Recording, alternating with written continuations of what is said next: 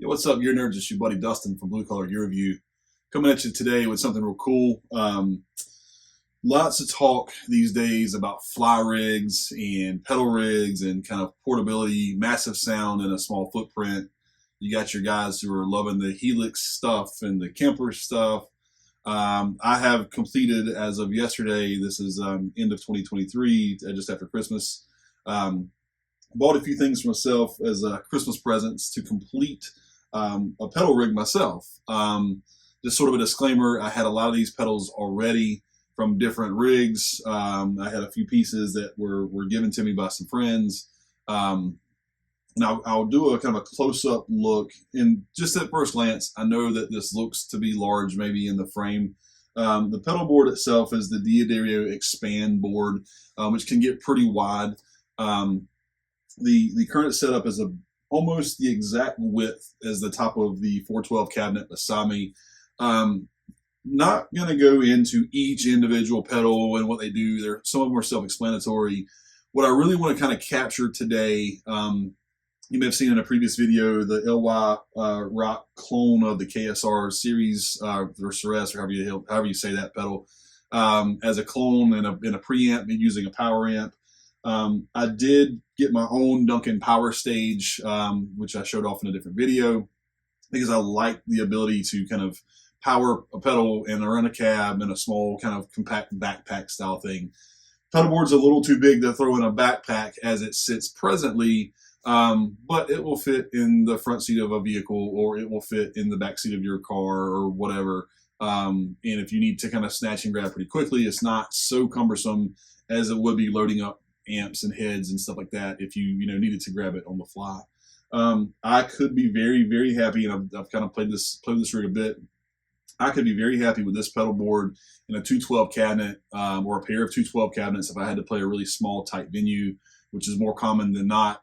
I could be happy with that if my big amps, my 5150s, aren't suitable for that occasion. Or if we get invited to play something kind of last minute, you need to grab something quickly. Pedal rigs are really meant to kind of travel easy. That's what the big push for these things are right now. A lot of folks are excited about them. Again, not by all means Kempers, Helix, all those things are wonderful things to have as well, but a lot of buzz around pedal rigs and stuff like that. So I'll give you guys a close-up look and just a few quick sound samples of a dirty channel, some modulation, and just the clean channel and kind of how it all works. We'll do a close-up look of the pedal board itself, and I'll explain the routing. I treat these pedals, and I'll explain more in a moment, but the pedals are treated as if they were being run in the front of a preamp and behind the preamp as if you were using an effects loop of a head. And I've got some other cool little features to help with some of the channel switching and off and on the modulation. I will also say, before I get into the close-up, that there are a couple of the really inexpensive Joyo effects pedals on the board. Lots of conversation about the clones and the Chinese-made, Amazon pedals or whatever. This isn't meant to be a professional touring rig. This is meant to just have a few things that I use in my normal setup with some more expensive things that I prefer.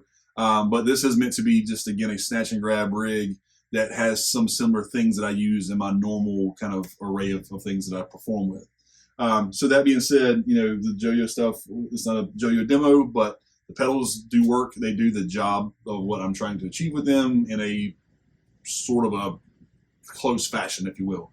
Don't love them. I don't hate them. But they're made well enough that for again, something quick, I can kind of go, I can be okay with them. Again, not focusing on those individual pedals. Let's take a closer look at the board, and I'll explain how it's routed, and then we'll do some quick sound samples, and hopefully you find this video useful. This isn't meant to be a tone showcase or whatever. This is meant to illustrate how you could potentially build a pedal rig that could suit your needs if you need to grab something kind of on the go, something quick and easy, a few things to throw in a backpack to get to your next gig, your jam session, or whatever. So hope this is helpful. I hope it makes sense. And without further ado, let's take a closer look.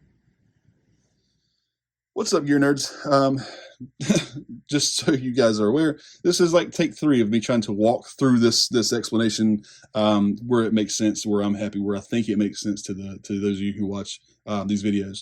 So some of these pedals you have seen in previous videos, the LY Rock, which is a KSR clone, kind of a knockoff of that Ceres pedal, and then the Duncan Power Stage. Some familiar things I mentioned in the introduction. There are a few of the Joyo pedals, which aren't the greatest thing in the world, but they serve a purpose for what I'm using them for here. So they're not bad if you're looking for something on a budget and want to just kind of get by. This is a good band-aid, to the boutique stuff.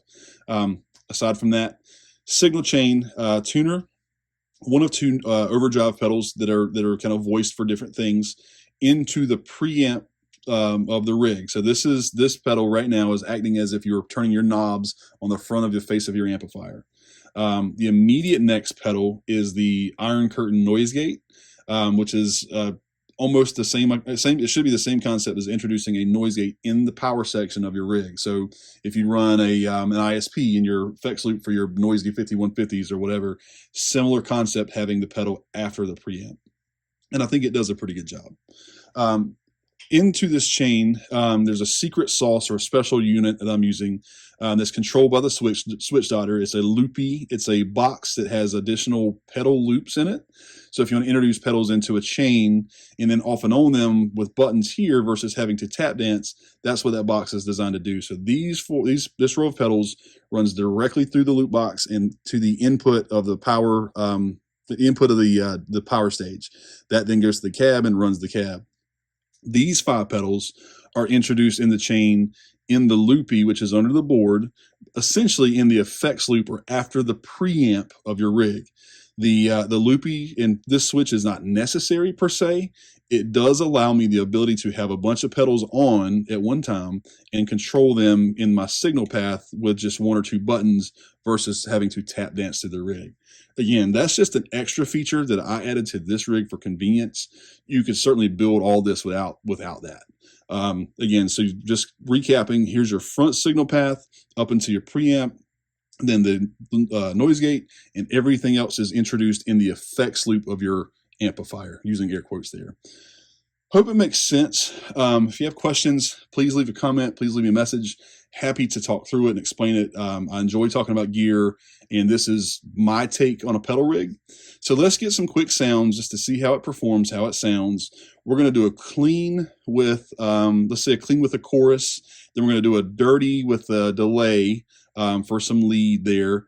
And then we'll do maybe some just weird modulation effect just to kind of see how it all works. I might do a tremolo or a phaser or something just to show it off.